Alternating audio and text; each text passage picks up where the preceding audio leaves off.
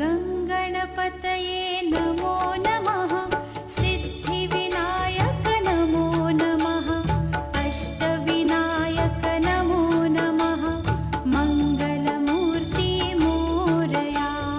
गंगणपतये नमो नमः। नमस्कार, हर हर महादेव, राधे राधे, जय श्री राम, सत श्री अकाल। केम छो? मैं आशा करता हूँ आप सब ठीक होंगे, स्वस्थ होंगे और अपनों का ख्याल रख रहे होंगे। साथ ही खुद भी पॉजिटिव होंगे और आसपास के लोगों को भी पॉजिटिव रख रहे होंगे। आज आपके लिए मैं आचार्य राजकुमार कुछ ऐसा लेकर हाजिर हुआ हूँ कि आप सभी के लिए उपयोगी है। खराब है आपको ये ग्रह तो आपको खांसी जुकाम की हो सकती है बीमारी। वैदिक ज्योतिष में चंद्रदेव का महत्वपूर्ण स्थान है।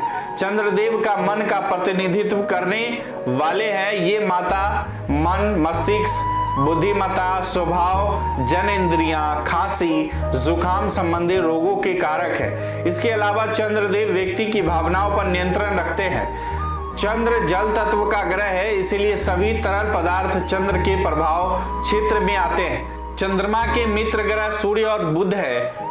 इनका किसी भी ग्रह से शत्रुता का भाव नहीं है। चंद्रमा कर्क राशि के स्वामी है, वहीं चंद्र वृषभ राशि में उच्च स्थान प्राप्त करते हैं। चंद्र वृश्चिक राशि में होने पर नीच अवस्था में होते हैं। चंद्र का भाग्य रत्न मोती है। चंद्रमा मंगल, गुरु, शुक्र व शनि से सम संबंध रखते हैं। ज्योतिषीय गणना में व्यक्ति के जीवन से लेकर विवाह और फिर मृत्यु तक बहुत से क्षेत्रों के बारे में जानकारी प्राप्त करने के लिए कुंडली में चंद्रमा की स्थिति को बहुत अधिक ध्यान से पढ़ा जाता है।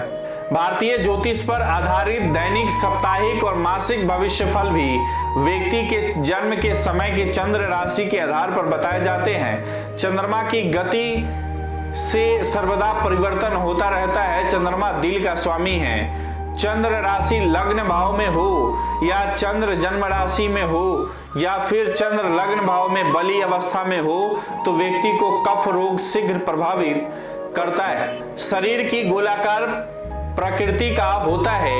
मन प्रसन्न कर देने वाली आंखें, विनोदी, अति कामुक, अस्थिर विचारधारा होता है। अगर जन्म कुंडली में चंद्रमा मजबूत हो तो व्यक्ति सभी कामों में सफलता प्राप्त करता है और हमेशा उसका मन प्रसन्न रहता है।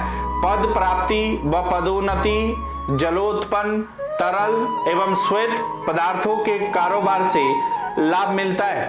चंद्रमा शरीर की बाईं आंख, गाल, मांस, रक्त, बलगम, वायु, स्त्री में दाईं आंख, पेट, भोजन, नली, गर्भाशय, अंडाशय, मूत्राशय। चंद्र कुंडली में कमजोर हो तो व्यक्ति को हृदय रोग, फेफड़े, दम्मा, अतिसार, दस्त, गुर्दा, बहुमूत्र, पीलिया, गर्भाशय के रोग, माहवारी में भी दिक्कतें आती हैं। साथ में कफ से जुड़े रोग होते हैं।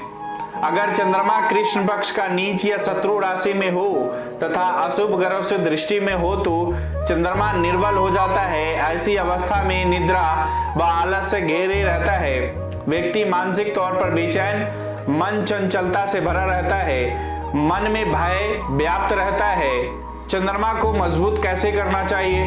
ज्योतिष शास्त्र में चंद्रमा को शांति के उपाय बताए गए हैं। चंद्रमा के लिए विधि अनुसार चंद्र बीज मंत्र का जाप करें। चंद्र यंत्र की विधिवत स्थापना कर उसकी आराधना करें। चंद्रमा के लिए मोती रत्न, दो मुखी रुद्राक्ष और खिरनी की जड़ को धारण करें। चंद्र ग्रह की कृपा दृष्टि पाने के लिए सोमवार को उपवास रखें। चंद्र ग्रह की शांति के लिए दूध, चावल, चांदी, मोती, सफेद कपड़े, सफेद पुष्प एवं शंख का दान सोमवार को चंद्र की होरा और चंद्र की नक्षत्रों जैसे रोहिणी, हस्त, श्रवण में किया जाना चाहिए।